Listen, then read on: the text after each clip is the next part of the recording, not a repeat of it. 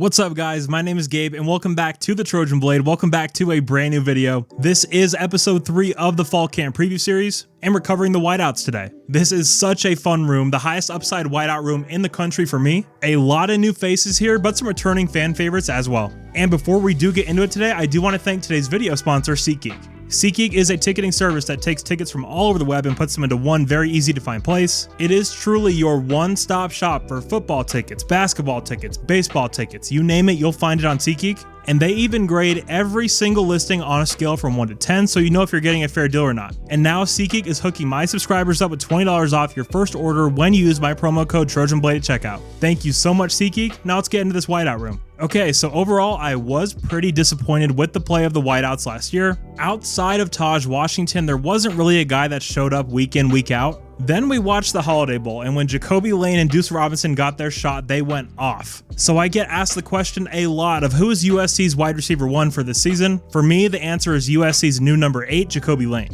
What we saw from Jacoby in that matchup against Louisville, who keep in mind was a top 30 defense with no opt-outs on the defensive side of the ball, but we saw him dominate. He displayed every single trait you look for in a number 1 wideout: size, hands, attacking the football, red zone threat, crazy circus catches, route running, blocking. I mean, that was just an elite performance from snap 1 until the final kneel down. Another key factor here that I love is chemistry. Miller and Jacoby were running twos together all year last year. Those guys essentially have an entire year playing together under their belt. And when they finally got on the field together, you saw that in the Holiday Bowl. Those two were on the same page and clearly were seeing the field the same way. Add in yet another offseason, and I think Jacoby is going to explode into a superstar this year. I think he'll not only be a household name, but I believe he will be in the running for some national honors at season's end as well. The sky is the limit for Jacoby, and I cannot wait to see him terrorize Big Ten defenders this year. Now let's jump from 6'5" Jacoby Lane to 6'6" Deuce Robinson. Deuce had an interesting 2023 year, some ups and downs, the big drop against Washington mixed with that incredible punt block.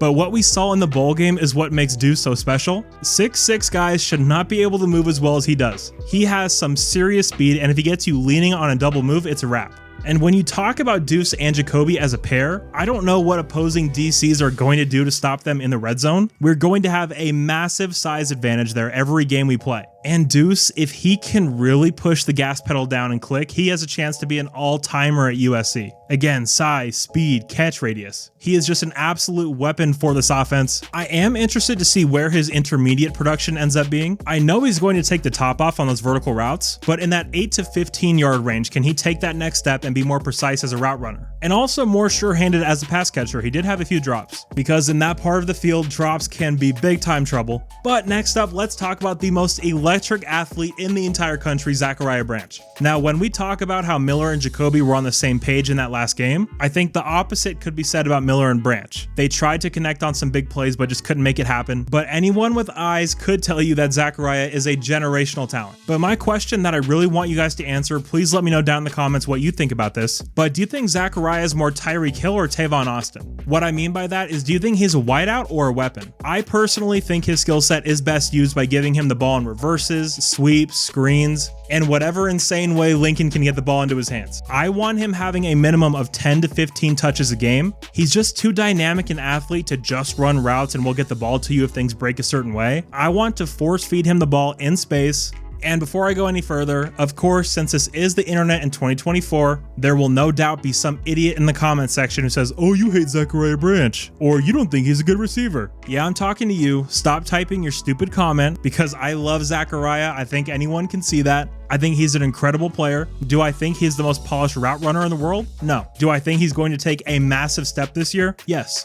All I'm saying is with talents and skill sets like this, you have to get him the ball in space and let him create magic. Next up, let's talk about the man I expect to play the Taj Washington role this year, Makai Lemon. Makai, much like Jacoby, was running twos with Miller all year and they clicked on the field against Louisville. Makai is a dynamic athlete with great hands and phenomenal football sense. You see that when he plays, his sense for where the space in a defense is uncanny.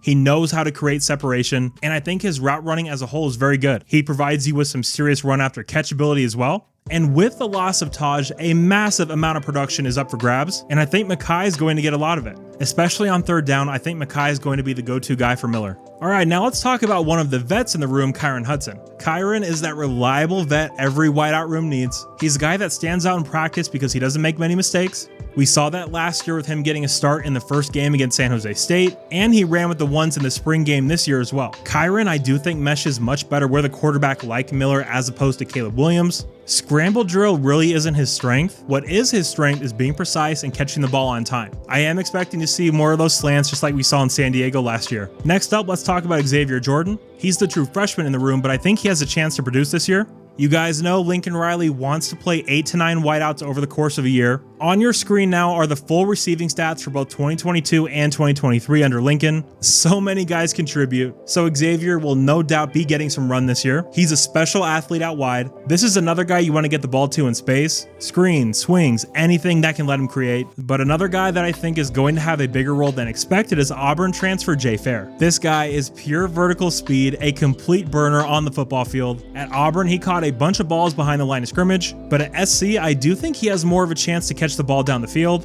When you look across the board at these wideouts, the only thing you don't see is that guy you can just send on a go route and expect him to be faster than everyone else, which is why Jay was added in the first place. When you have such a unique skill set in a certain room, you do expect that player to contribute because he totally brings something different than everyone else does. Not to say that Zachariah can't do that, not to say that Deuce can't do that, but he does it in a way that's unique to him and in a way that's just going to be different for this offense. Next up, let's talk about former Tufts wideout Jaden Richardson. So Jaden is essentially Brendan Rice with better hands in terms of his play style. 6'3", 210 pounds, great speed, vertical threat, but he has the ability to make these wild catches that really get your attention. This is also a guy that the coaching staff is very high on, so I would not be surprised to see him on the field pretty early against LSU. And we have to talk about Kyle Ford. This is a guy that I completely swore off and deemed a traitor as he made his move to UCLA. I questioned his love for USC, his mental sanity, and I wrote him off forever. That is until he transferred back to USC and took some shots at the Bruins on his way out, admitting he made a mistake. And I also went a bit over the top on my reaction as well, but things do seem to be okay there.